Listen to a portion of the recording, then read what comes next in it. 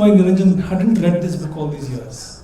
The book itself dropped out of public discussion after independence. Oddly enough, you had a stray low here talking about it, but most people didn't read the book. Until the 80s and the 90s, when Medha Patkar and these sorts of anti-development movements started picking it up.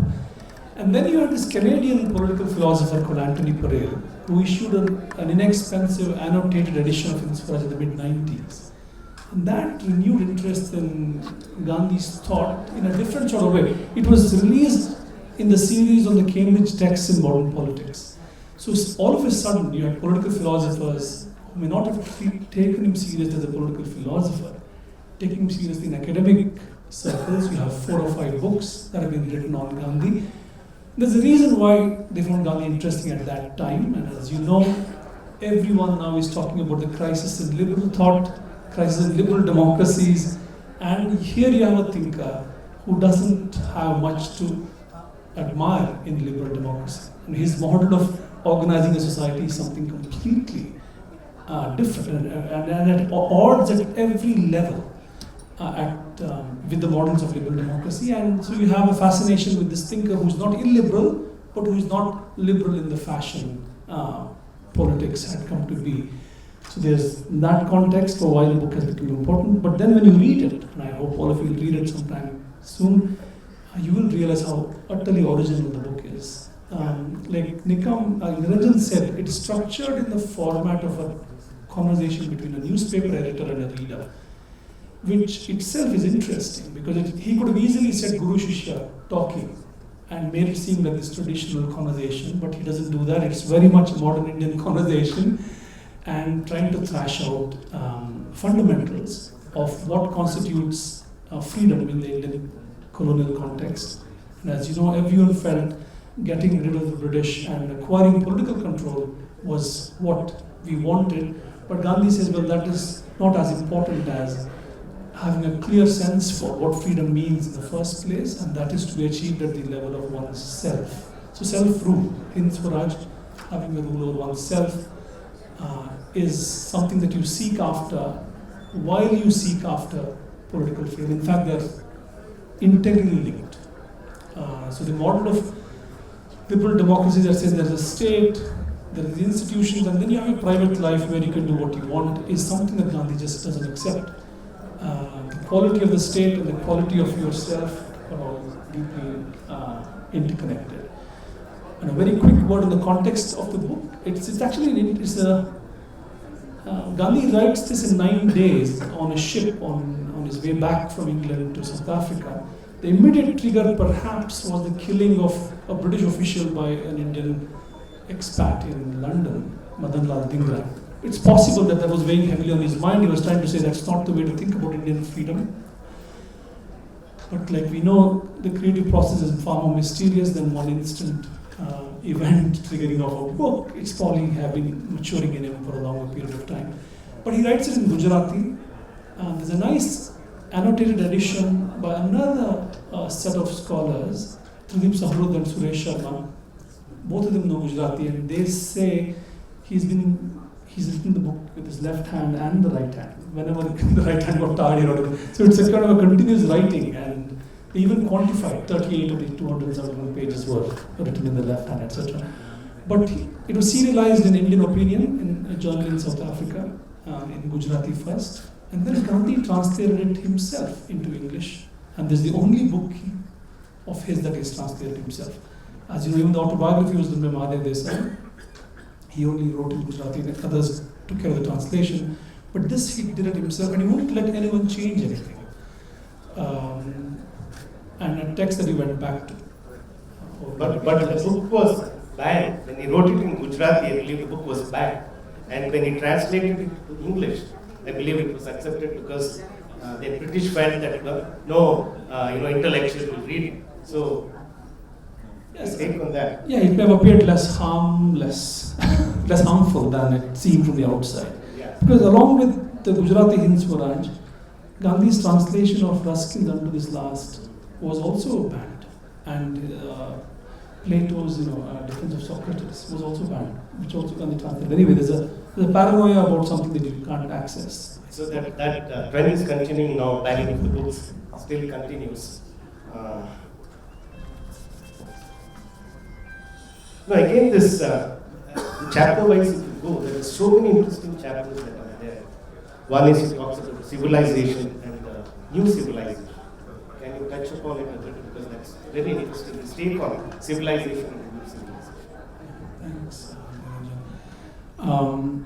Parts of the conversation are polemical in nature. I mean, if you look, there's a chapter called "What is Civilization?" and it's 2.5 pages long.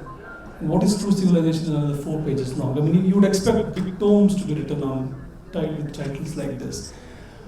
But he is very, very clear that he's clarifying an existing discussion as a means of going ahead. And he has these broad brushstroke definitions.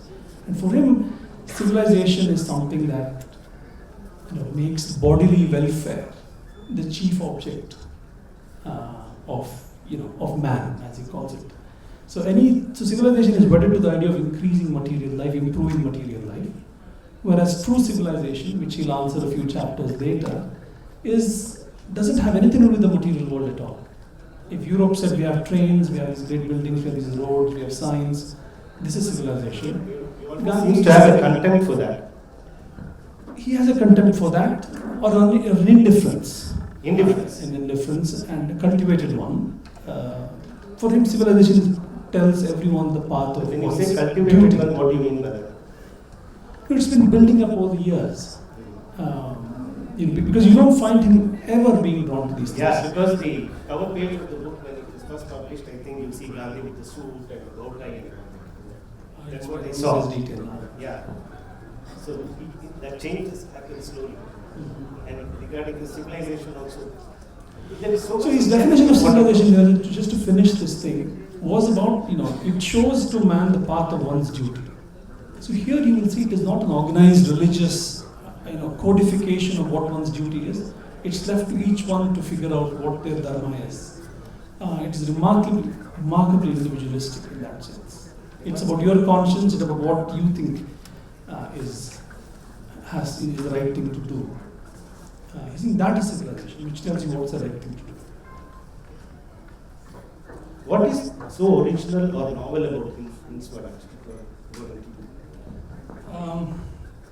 I think many, just use the word original. Gandhi's forward, he will say this is not an original argument. He says, I've got it from a variety of sources. Most Indians think like this anyway, and thousands of Europeans also agree with me. And I've got it from various writers, Tolstoy, Ruskin, Thoreau, and the Bhagavad Gita, the Upanishads, and Tulsidas, all of them matter. So he's giving credit everywhere. But he says it's also mine. The book is also mine in the sense I wish to act according to this. My argument, I need to embody it in my own life. But what is original about it, if looking at it from now, from today's vantage point, in terms of his confident disregard for the value of historical thinking as a means of relating to the present is very, very important. If modernity meant having a historical imagination, and if people who didn't think historically meant they were not modern, Gandhi is quite comfortable to say that he has no use for history. So when you have the reader in this book telling him about why shouldn't one seek revenge when one knows that Muslims have indeed destroyed temples? There's evidence for these things. Should we be taking revenge? And Gandhi's response is not an historical one to say that Hindus have also destroyed Muslim shrines, etc.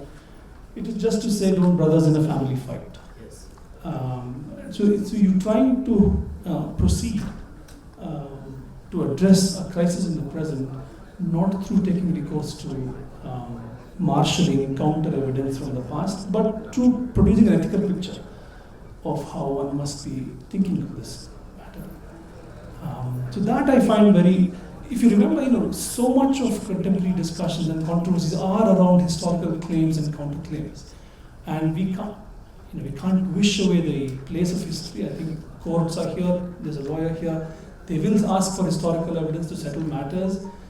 But Gandhi is refreshing because he will continue to push you to think of non-historical ways of thinking of addressing the problem, which essentially means you have to be grounded in the world of moral imagination, which gives you rich resources to think, ethical resources to think about problems without having to show historical evidence to back up what we're arguing for.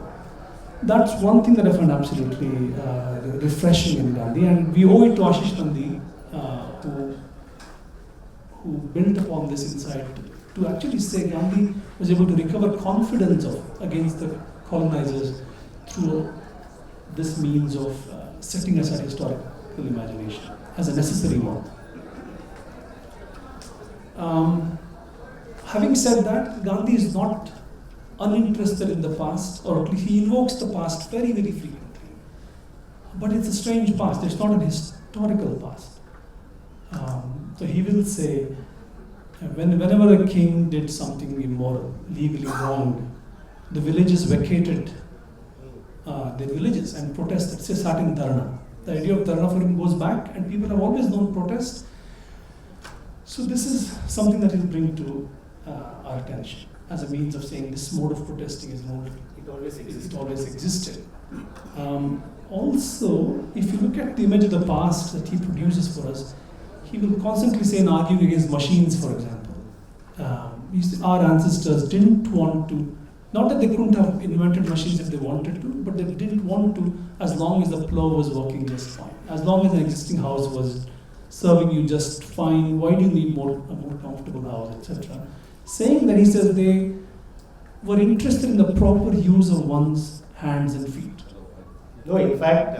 and that's an extraordinary image, because when one thinks of ancient India, you think of Vedic texts, you think of kings, you think of these great philosophical, theological discussions, but never the fact of hard manual labor as the image of the past.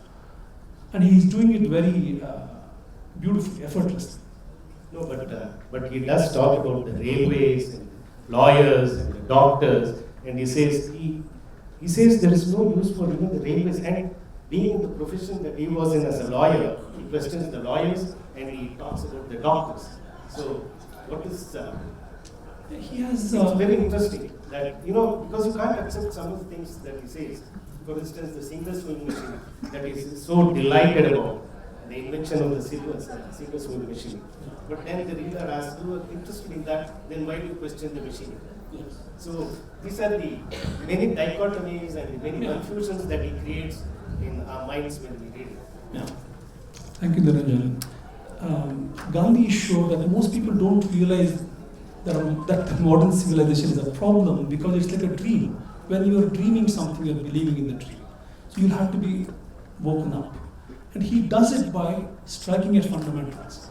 If you thought railways are here to stay and they're a good thing, he will say, they carry diseases and they encourage immoral trading practices.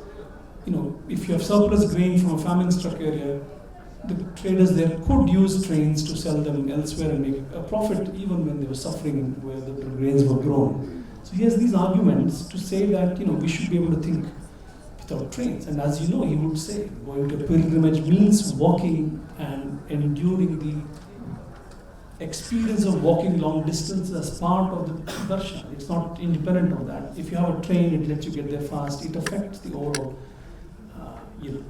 his understanding of a serious life is deeply undercut by machines like that. But he's also not a fundamentalist about these things. When Niranjan said he appreciates the Singer's sewing machine, someone has told him that Singer's wife was, couldn't see clearly and she was struggling hard to pass the thread through a needle, and which is why her husband felt like coming up with a sewing machine. If that was the source of his sort of creative provocation, Gandhi felt a human instinct was lying behind it, and it was something that we would have to welcome. But the reason he's against machinery in general is that it discourages you from exerting your, making physical effort. So if modernity is about the disappearance of physical effort, where machines take the place of work, if that is being fantasized in science fiction or in ideas of utopia, the future is one where people are not working, where work is seen as a bad thing. Toil is a bad thing. If machines can displace work, it's a good thing. Not for Gandhi. For Gandhi, work is an integral part of the good life, and machines come in the way. And they also produce horrible things in the factory, which assembles hundreds of people on a shop floor, and it's a work experience of a horrible kind. Yeah, and in some place he also mentions about the freedom, and then he says, if the English live here, if they don't, quit the country, then probably India, instead of being called Hindustan, could be called Englistan. So that is very interesting. That his famous rebuttal of the reader. So you want the English rule without the Englishman. He's trying to say that you want the parliament, system of government, you want the modern economy, you want everything that they have created, but you want to be ruling. That's all. If that's your idea of freedom, I think it's a very limited one and not a good one. I think that's the argument. And he's never othering the English. He's constantly saying, well, Englishmen themselves know the problems that they've created. He's constantly reaching out to critical voices outside. Yeah, and which makes him not a nationalistic thinker, at least in these. He's not saying we are Indians and we should evolve a way of life our own. That's not the argument. The argument is we should be true to the genius of the land, but that's not an exclusivist gesture. Yeah, when you say the genius of the land, he does talk about the rich civilization that we have and how we have held on to it, whereas other civilizations have disappeared. And that is what the greatness about it is. And how Western civilization could even disappear, whereas Indian civilization will still hold on. So that is his. So what is your, when you talk so strongly about it? This is why I said, it's not clear how to characterize this text. Yeah. So this might seem like, optimism unbounded, but I think he's trying to build up courage among the readers. See, while you're trying to recover confidence against a false picture of the world that you've internalized, you say shed that image, you're also trying to build courage. A lot of Gandhi's thoughts on civil disobedience is about fearlessness. How do you conquer fear within? I would imagine this to be part of that enterprise. Yeah, he talks a lot about education itself. About what is it that he really speaks on about education then and now, in that sense. There again, he's trying to say, why must the education system that the English have introduced seem so naturally useful for all Indians? He will say a peasant, what is an education for a peasant, for a farmer? If he knows how to farm and how to go about his earning his livelihood, for us to insist that he also pick up English education to feel educated, he thinks is a mistake. So he's not against education in general, but he's trying to argue against critical acceptance of one model of industrial education. The education that the British have introduced is essentially for industrial society. You have mass literacy, allows people to move across a country and acquire literacy enough to make them competent to be hired anywhere, to move across various workplaces, etc. A standardized literacy model. So he will ask for a pluralism there. And of course, the place of Indian languages is very crucial for him. In what way is the Hind Swaraj relevant for present contemporary politics that we are talking about?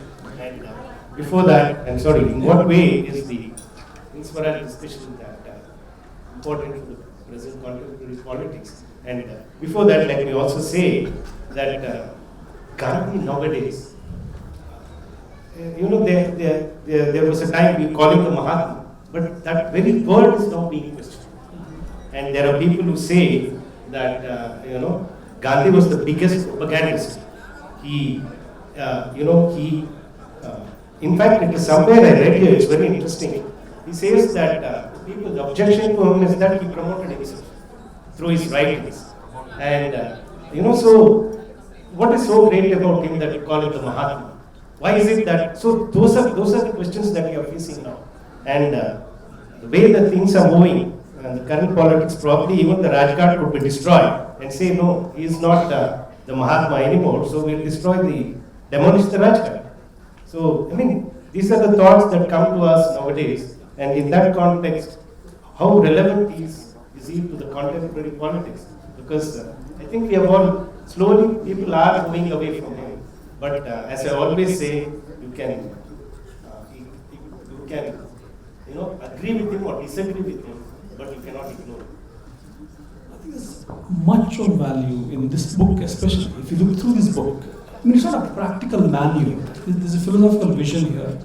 And if you look at the book he wrote in the short tract called Constructive Program, that is a more practical application of what he elaborates here as a good way to think about freedom. The question of relevance and irrelevance will be a tough one. I mean, you can keep arguing the world is a financialized system, what are you talking about, a decentralized economy, etc. But for me, there are many parts of the argument that are extraordinarily valuable, especially given the context you just alerted us to. Just to pick up one thing, his indifference to the state, his indifference to state power is extraordinary. He will say, again invoking a vision of the past, that in the past the kings never were valued as highly as and the fakirs and the saints. And as you know, we have a tradition that has valued kings and their valorous deeds and their adventurousness. We've also had another tradition that has tried to say the pursuit of power is not worthwhile ultimately, and the pursuit of other ends is more worthwhile. You have the saintly tradition here. Gandhi, not only does he align himself with the saintly tradition, he thinks that's the only tradition. And that is extremely valuable in the contemporary times when you're talking about a fascination for the state, for nationalism that thinks the state should be empowered more and more to do the bidding of a certain group of people who control the state, etc. This understanding that state power is not the most valuable thing, and one must master one's passions. See, when he talks about true civilization, he's talking about true civilization is one which asks you to master your passions and restrain yourself. Again, what Gandhi is doing is a stroke of genius. Very quietly, what used to be an ascetic model of life, which only a few were invited to pursue if they were bold enough, he is trying to generalize it to society at large. The living simply, mastering your passions, curbing your desires, he thinks is the way to be. And when you endorse this manner of thinking about oneself, as opposed to the self that says indulge yourself, you have just one life to live, life is short, and enjoy to the fullest. Imagine the other model, which is what he's equating with modern civilization. When you have this other model guiding, the way you envision human relations at large, I think you have an extraordinary check against the advancement of a certain kind of fascistic tendencies. I think that for me is very valuable. Of course, this idea of a non-violent economy, these sorts of things are still thrilling ideas. How do you think of building an economy that's non-violent? How do you think of building, decentralizing the state? They remain, living challenges. Yeah. And climate change will make Gandhi seem more practical than ever before.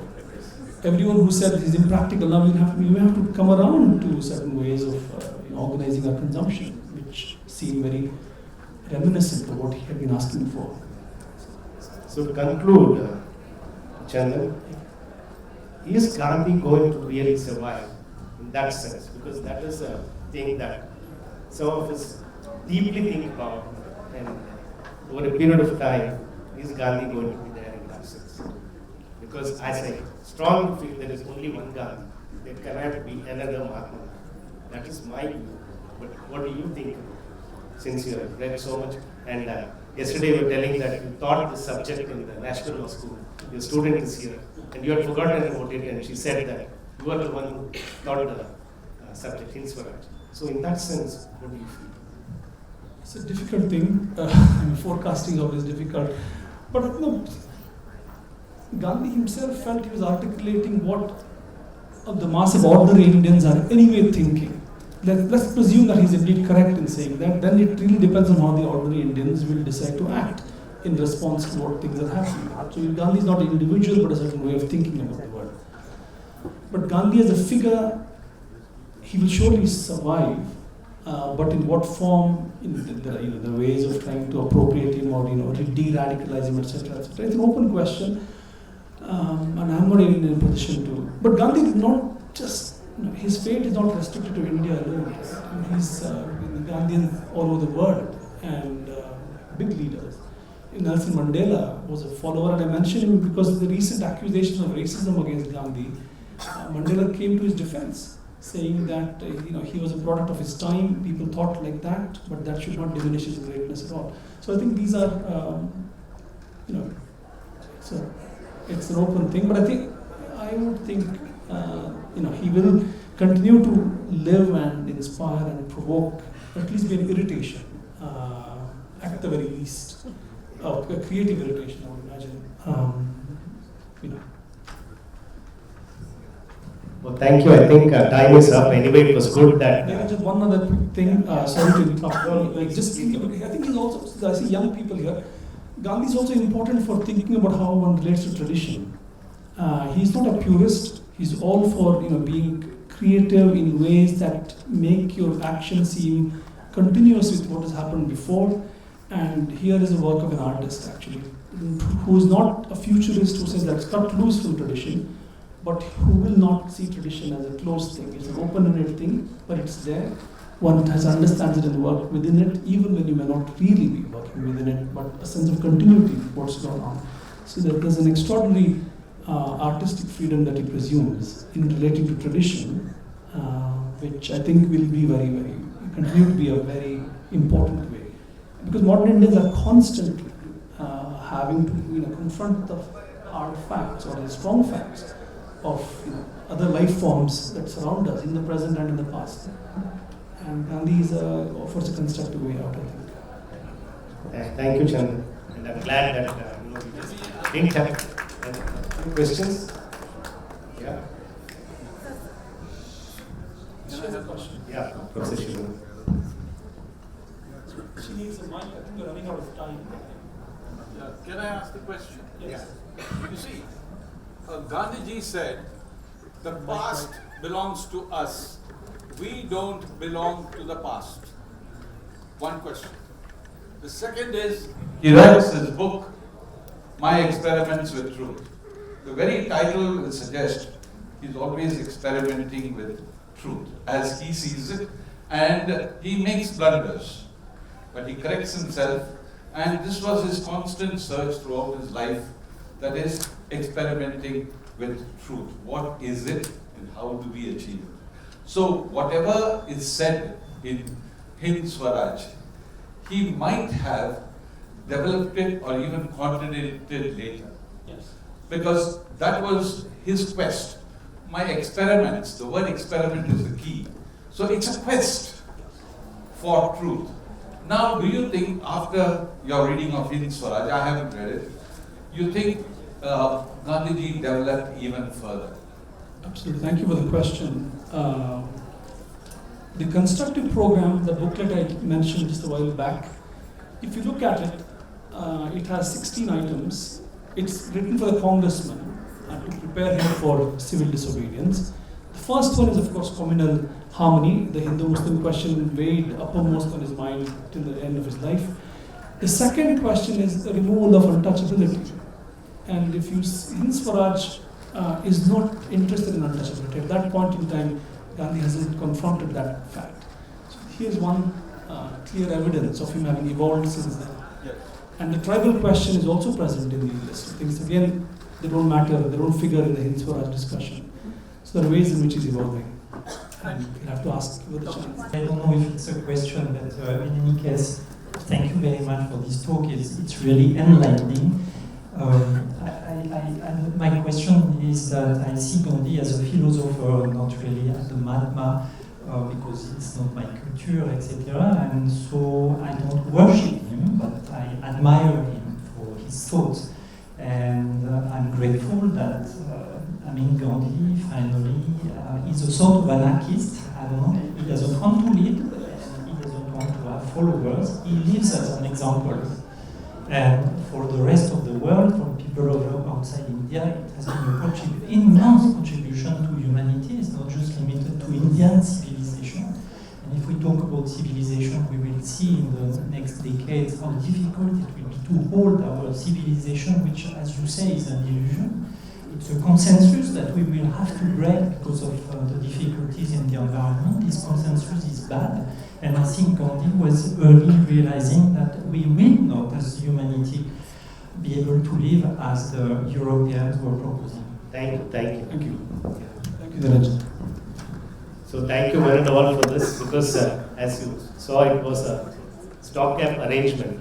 But I'm glad that Chandan, decided to talk about this very relevant issue today. And thanks for the wonderful audience. Of course, more people have come in now to listen to the next session, which is going to be really interesting. And thank you. Thank you, Chandan Gowda and Dhananjay. It was really nice to hear about the relevance of Mahatma Gandhi. I'm sure all of us will go back and ponder on the several points that you've given us. Thank you very much for being a part of